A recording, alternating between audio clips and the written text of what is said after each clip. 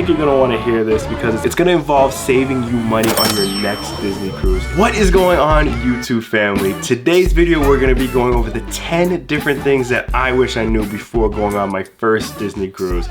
You'll definitely wanna watch this video all the way through because there's so many different tips and tricks that's gonna make your trip as magical as it possibly can be. So without further ado, let's get into them. The first tip is going to be pre-booking your excursions before you get on the ship. At this point, congratulations, you have booked your first Disney cruise. Let that sink in. That's awesome. The next step, as you probably can think, is to look at the excursions that you want to do when you're on the cruise. There is so many different things that you can do on the ship and also off the ship when you are going to your destinations. You want to make sure that you are reserving yourself a spot to experience those excursions. I will say we went on our cruise and it wasn't that packed, and still there were some excursions that were fully booked. I'm gonna give you a bonus tip here. Do not book too many excursions. There is legit so much to do on a Disney cruise line. It is jam-packed with both free activities and add-on activities that will cost you more money to do. I will have a video coming out that will go over the best excursions that I personally thought were offered. There's legit so much to do on the ship. Tip number 2 is to make sure that you print out your boarding passes. It will be something that you will be using a lot when you're first embarking on the ship. Before we got on the ship, me and Amanda made sure that we printed out all of our boarding passes because it was recommended that we do so,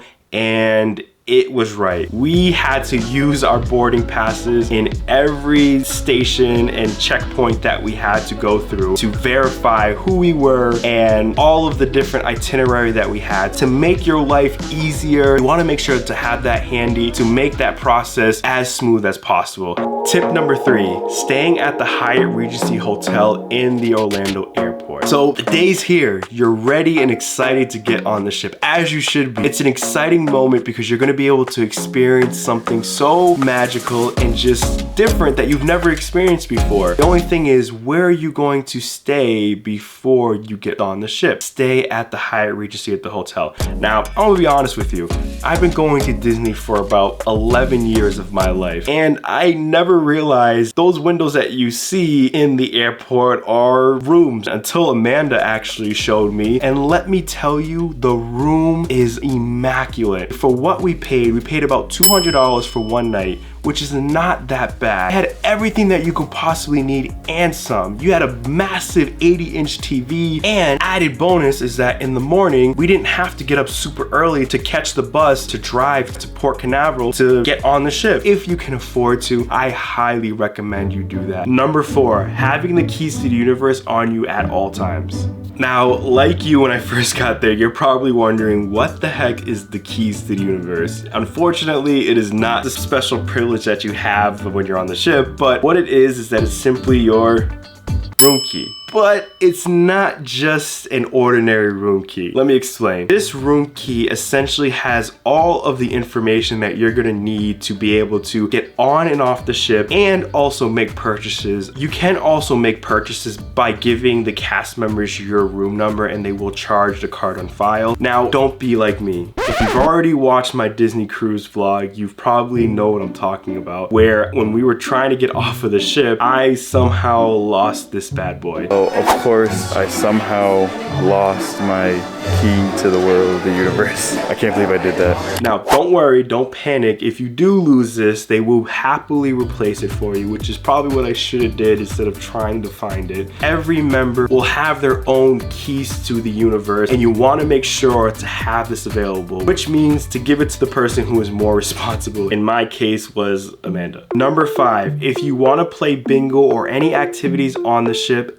get there early. If you want to secure a spot to be able to partake in the bingo activities, make sure to get there early, because both nights that it was available, me and Amanda tried to go. We went there about 20 minutes early and it was at capacity. So unfortunately we didn't get to experience that, but again, there was so much more things to do, whether it was meeting characters or watching TV on the massive funnel vision. Don't knock it. It is amazing to do that. If you want to partake in that or any activity that is free, make sure you get there as early as you possibly can so that way you can secure a spot for yourself. yourself. Number 6, how does the gratuity work? This is your first cruise, so you might be a little bit unsure of how the gratuity works. If you have booked your cruise already, you saw that there is a spot to prepay your gratuity and add that into what you owe overall when you're purchasing your tickets, which I highly recommend doing because it makes your life so much easier. So how it works is that the night before the day you're going to be disembarking from the Disney cruise, your Disney cruise cast member who has been taking care of your room is going to leave a pamphlet or a sheet of paper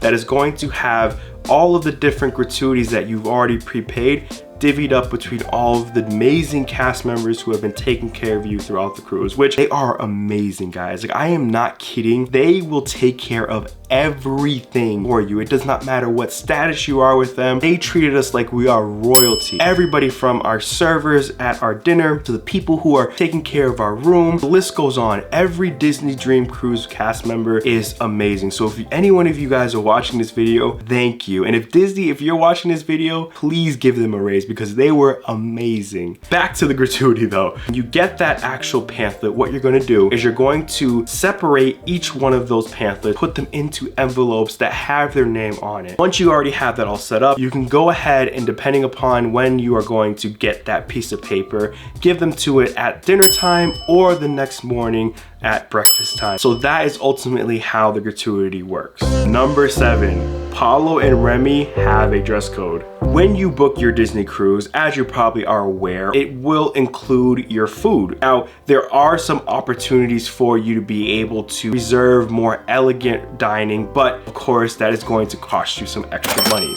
Now, because you are getting that more exquisite dining experience, they do have a requirement for you to wear certain outfit when you are going to dine in those restaurants. And that being, men, when it comes to Palo, they look for you to have a dress shirt with pants and shoes. You cannot wear shorts like I did. If you watched the Disney Dream Cruise, you saw me having to go all the way back to my room to put on pants, which they were very nice and very understanding. For women, they require you to have a dress, a blouse, or some kind of skirt. For men as well, if you are going to be dining at Remy's, you do have to wear a coat. So just make sure that you're aware of that if you are going to be dining at Remy's. Number 8, do all of your souvenir shopping as soon as you can. You want to make sure to do your shopping as soon as you possibly can because they go very fast. As you've probably seen other vloggers in Disney as well, things are going a lot faster than normal because we all want to get souvenirs. When it comes to the Disney cruise, they only have a certain available items in stock on that cruise. So make sure you go down and do your retail therapy as soon as possible. Number 9, the process of you getting off the ship. Disney uses a queue system to be able to let you know when it's your boarding group's time to get off of the ship. How it works, when you're ready to get off the ship,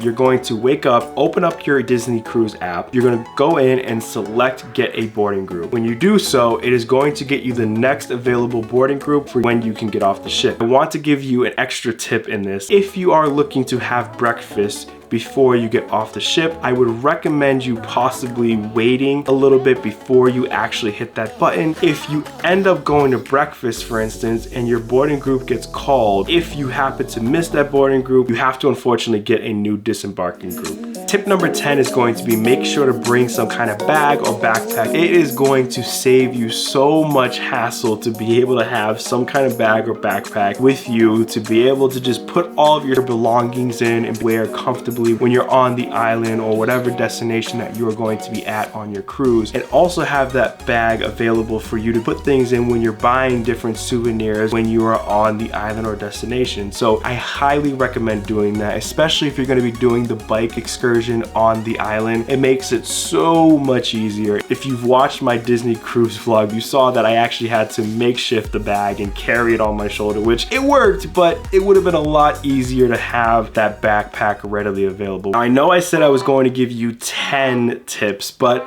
I thought I would throw in one extra one for you, and I think you're gonna wanna hear this because it's gonna involve saving you money on your next Disney cruise, and who does not wanna save money on a Disney cruise? The next tip that I can give you is to purchase a holder for your next Disney cruise. What that placeholder does is it's going to allow you to put a down payment on your next Disney cruise. Now, the significance of this is that if you do that while you're on the ship, you'll get 10% off of your next cruise, which I know is not a crazy amount of money, but hey, it's gonna save you some money to do an excursion or to get some kind of souvenir that you want. Now, another benefit of this is that you do not have to use it right away. You have up to 2 years to use that placeholder and book your next Disney cruise, which is awesome. So it's not like you have to do it as soon as possible. I definitely recommend, if you get on the cruise and you love it and at the end of it you're like, you know what, I want to do another one so bad, you can go ahead and do that. And another thing as well that I want to preface is it doesn't hold you to a certain cruise as well. So you can do any of the cruise fleets that are out there, whether it's Wish, Dream, Fantasy, whatever one you want to do, you can go ahead and use that placeholder to purchase a ticket on any one of those cruise lines. And that's it. So if you haven't already, make sure to hit that subscribe button, make sure to hit that notification bell so you get notified when I post any videos. And also make sure to check this playlist out over here, which has all of the different vlogs of us going on our first Disney cruise.